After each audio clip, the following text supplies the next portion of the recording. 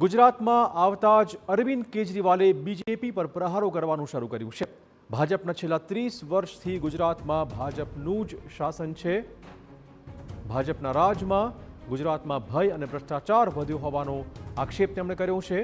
જે અવાજ ઉઠાવે તેનો અવાજ દબાવાતો હોવાનો પણ આક્ષેપ તેમણે મૂક્યો હતો। આપને ગુજરાતમાં વિકલ્પ તરીકે લોકો જોતા હોવાનો કેજરીવાલે દાવો કર્યો છે। આપને સમગ્ર ગુજરાતમાં લોકોનું સમર્થન મળતું હોવાનો પણ તેમણે દાવો કર્યો હતો। તેમણે કહ્યું કે લોકો પોતાના ખર્ચે જ આપની સભામાં ઉમટી પડતા હોય છે।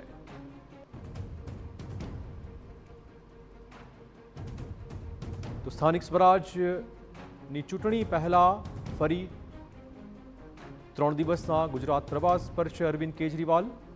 18 જાન્યુઆરીએ અને 19 જાન્યુઆરીએ કાર્યકર્તાઓને સંબોધવાના છે। મહત્વપૂર્ણ છે કે આ પહેલા કેજરીવાલ ગયા મહિનાની 7, 8 અને 9 તારીખે પણ 3 દિવસ માટે ગુજરાતમાં હતા।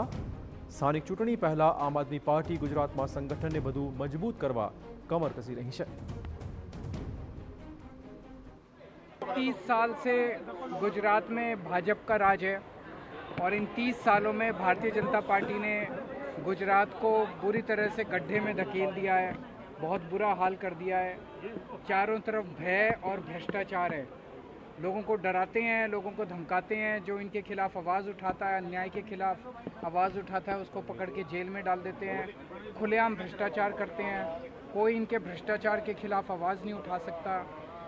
आज लोग बहुत उम्मीद से आम आदमी पार्टी की तरफ